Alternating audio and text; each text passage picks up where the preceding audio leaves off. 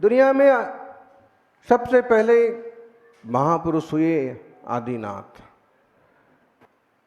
जिन्हें ऋषभदेव कहते हैं, जिन्हें प्रजापति कहते हैं, जिन्हें विश्वकर्मा कहते हैं, जिन्हें आदम कहते हैं। जैनों में वो पहले तीर्थंकर कहलाते हैं। और उनके बारे में कहा जाता है कि जब वो संसार में थे, गृहस्थी में थे, राजा थे, तब उन्होंने जनता को जीने के तरीके सिखाए।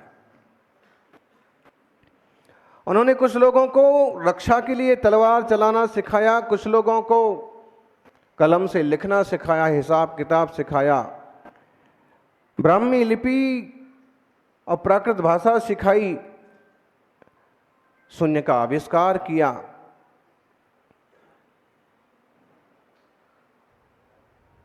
कृषि करना उन्होंने सिखाया।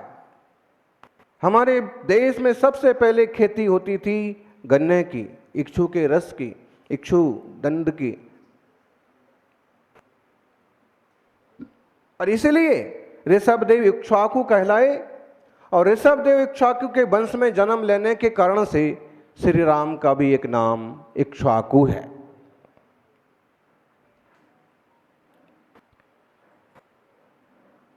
शिल्पकला, विद्या और वाणिज्य। आज हम वाणिज्य पर चर्चा करने को उपस्थित हैं। बाकी इन सभी शिक्षाएं ऋषभदेव ने अपने ज़माने में दी, बाद में विकसित होते होते आज और टेक्निकल कॉलेज और इंजीनियरिंग और बड़े बड़े लेवल तक पहुंच गए।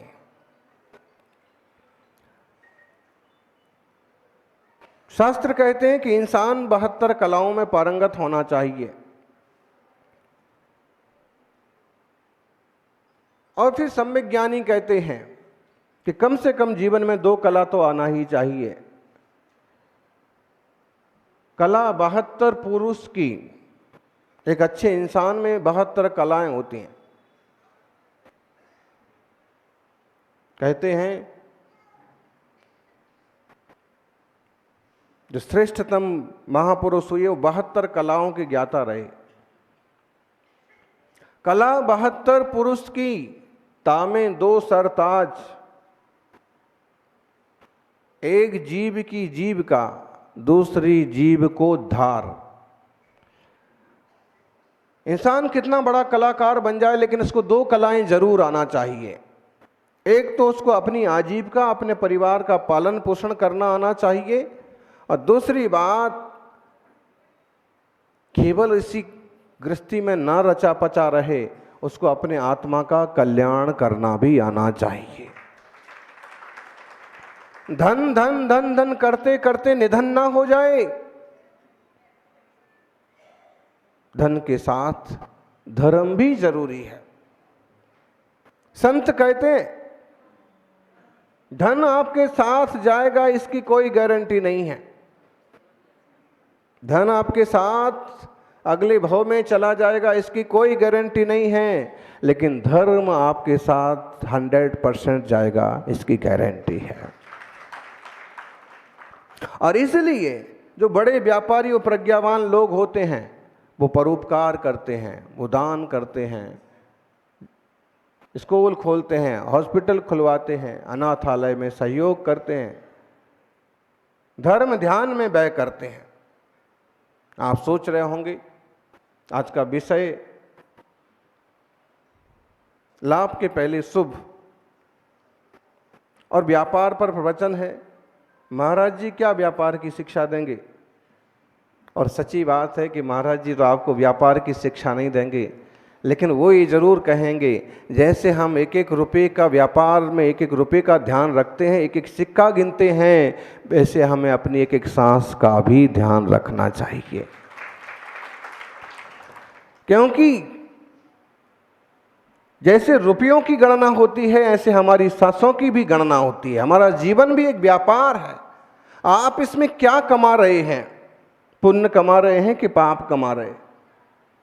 आप इसमें धर्म कमा रहे हैं कि पाप कमा रहे हैं? इसमें आप आशीर्वाद कमा रहे हैं कि अभिशाप कमा रहे हैं? इसमें आप सम्मान कमा रहे हैं कि अपमान कमा रहे हैं? जीवन भी एक व्यापार है। सौभाग्यशाली हो।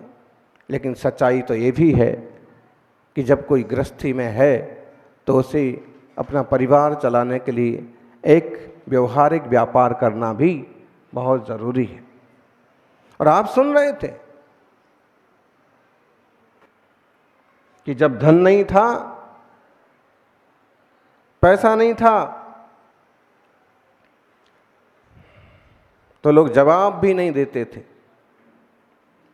और जब से धन हुआ है तो जवाब के साथ सलाम भी भेजते हैं। और जब भाग्य बदलता है तो नीम के पेड़ पर भी आम उगाते हैं। होता है। किशनगढ़ के कुछ लोगों को आप देख लीजिए, पत्थर में भी हाथ डाला मार्बल बन गया, सोना बन गया। मतलब है कि भाग्य भी जरूरी है। सक्सेस का नियम है 1% टैलेंट।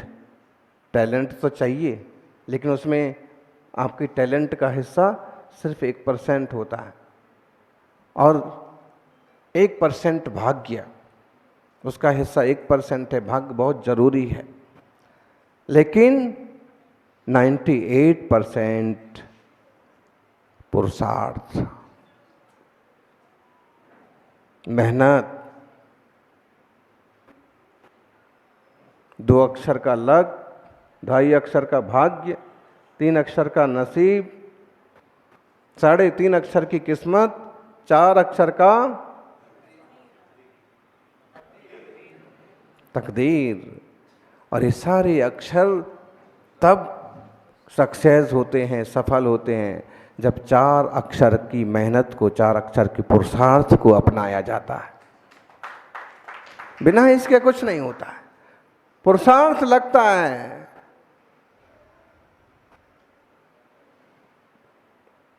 सफल वो नहीं होते हैं जो केवल मेहनत करते हैं, सफल वो होते हैं जो मौके पर मेहनत करते हैं।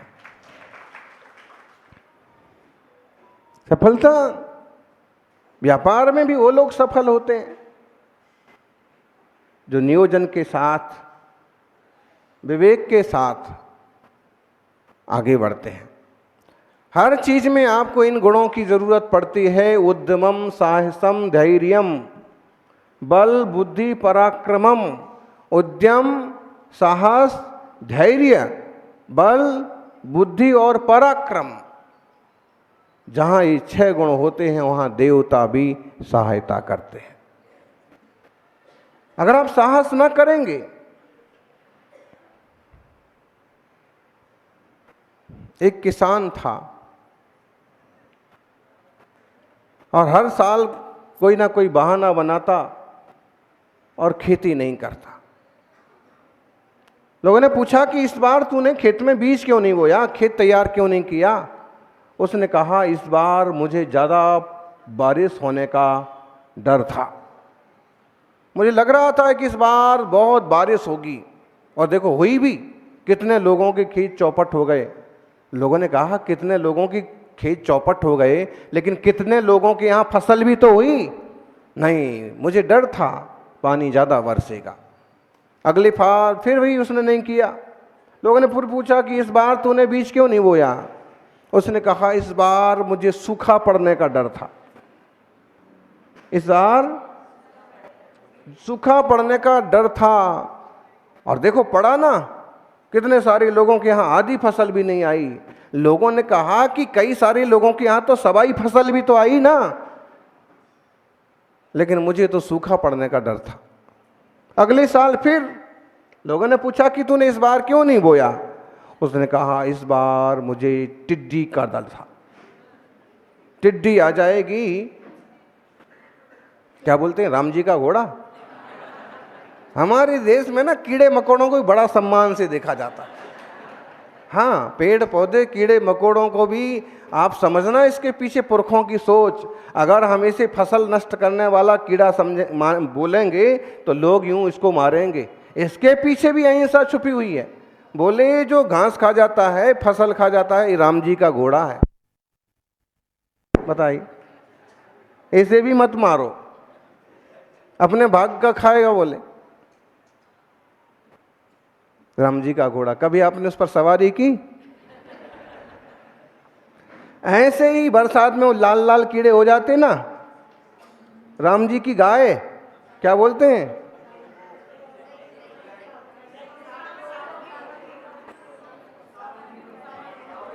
सावन की डोकरी। इस सावन के महीने की डोकरी है, डोकरी को भी मारना नहीं, कौन मारेगा? तो हमारे देश में प्राचीन काल से बहुत सारी ऐसी रीति नीति, ऐसी सोच, ऐसे शब्द हैं कि कोई थोड़े से भी सिंपैथी, थोड़े से भी दया वाला हो, सरलता वाला हो, तो वो जीवों को, किसी को भी नहीं मारे। पेड़ पौधों की तो पूजा तक करते हैं, नदी तालाब की तो कई सारे लोग करते हैं, आज भी करते हैं। और उसके पीछे रीजन एक ही था, इन सब की सुरक्षा होना चाहिए, क्योंकि जब तक प्रकृति और पर्यावरण सुरक्षित है तब तक इंसान सुरक्षित है। अगर फसलें ना आएंगी मौके पर, फल ना आएंगे, तो इंसान भूखा मर जाएगा। इसलिए खेतों पर, जंगलों पर भी अतिक्रमण नहीं होना चाहिए। सौभाग्यशालियों, व्यापारी वर्ग इस देश का सबसे महत्वपूर्ण स्तंभ है। व्यापारी वर्ग देश की इकोनॉमी, देश की अर्थव्यवस्था में बहुत बड़ी भूमिका निभाते हैं। और सही देखा जाए तो ये वो कड़ी है जो ऊपर वालों को और आगे बढ़ाते हैं और नीचे वालों को नीचे से ऊपर उठाते हैं। अधिकतम इनके टैक्स के बल पर ही सामान्य वर्ग तक सड़कें बनती हैं, पानी पहुंचता है और शिक्षा और स्वास्थ्य मिलता है।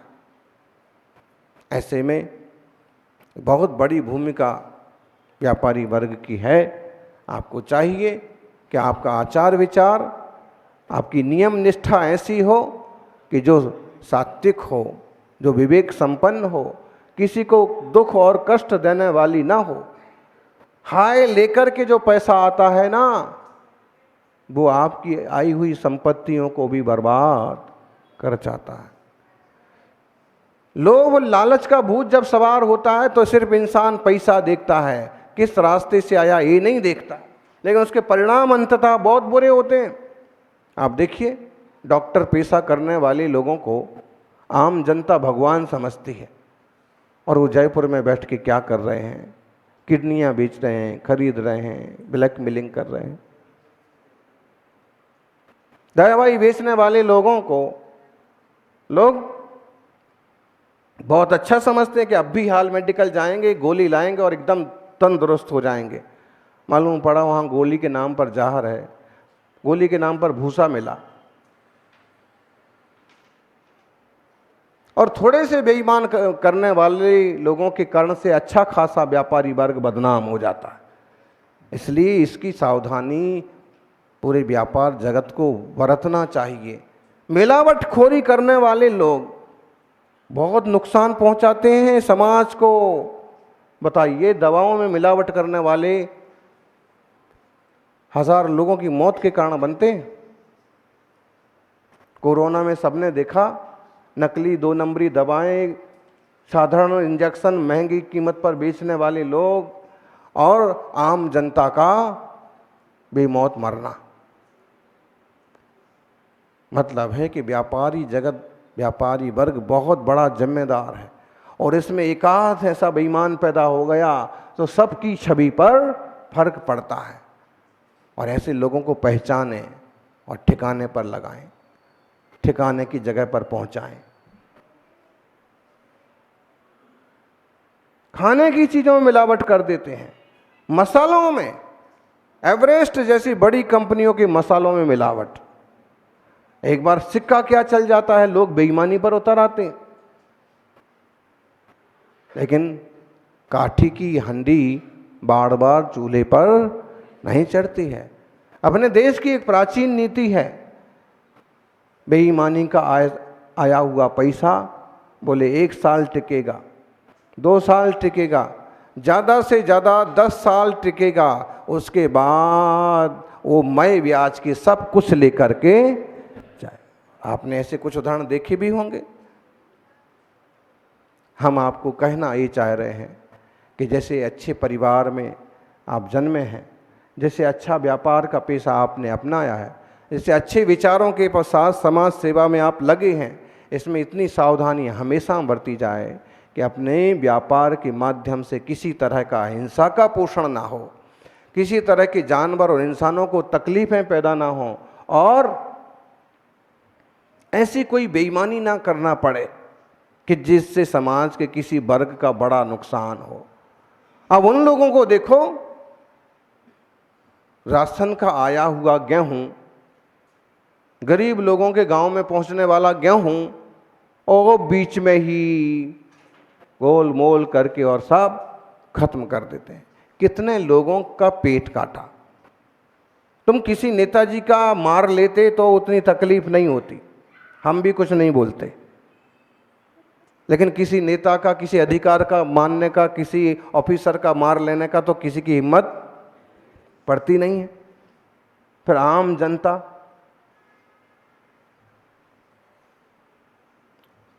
कई लोग ऐसे नीच होते हैं, स्कूल मिड डे मील, दोपहर का भोजन, बच्चों का नाश्ता, बच्चों का दूध, उसमें बेईमानी करते हैं। क्या तुम्हारे घर में बच्चे नहीं हैं? तुम्हारे बच्चों के साथ ऐसा हो तो? मतलब है व्यापार के साथ नैतिकता, नीति, निष्ठा बहुत जरूरी है। नहीं तो ऐसे कहते ना, चोरी का धन मोरी में, चोरी का धन, इस तरह का 2 नंबर का चोरी का पैसा आता है ना तो मोरी में चला जाता है। मोरी का मतलब कुछ ना कुछ ऐसी बीमारी लग जाएगी आपको मतलब इस टाइप की प्रवृत्ति करने वालों को कुछ ना कुछ ऐसी बीमारी लग जाएगी कि धीरे धीरे धीरे धीरे आपको ना लगेगी, आपके घर में दूसरी तीसरी पीढ़ी में कोई ना कोई ऐसा निकल आएगा। इसलिए भाई, लाभ के पहले शुभ। शुभ है कि नहीं है? किसी का खून चूस के तो नहीं आ रहा है, किसी को सता सता के तो नहीं आ रहा है, इसके पीछे कुछ लोग शोक तो नहीं मना रहे, कोई भूखा तो नहीं मर रहा है। लाभ के पहले शुभ पर विचार करो।